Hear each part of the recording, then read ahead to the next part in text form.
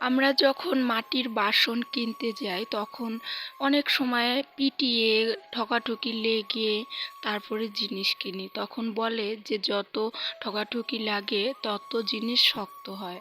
তেমনই আমরাও বন্ধুরা বিয়ের পরে যখন এই বাড়িতে এসেছি তখন সবার একটা দুটো কথা শুনতে শুনতে এমনভাবে শক্ত হয়ে গেছি, নিজের কথা ভুলেই গেছি।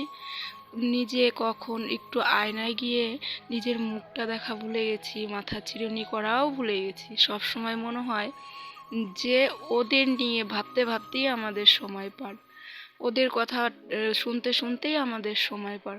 নিজের কখনো অস্তিত্বই নেই, কারণ এখানে তো আমার কেউ নেই। সবাই শুধু হুকুম করবে এটা আমার চাই ওটা আমার চাই, কিন্তু কখনো বলবে না যে ওরও খারাপ লাগছে, ওরও অসুবিধা হচ্ছে।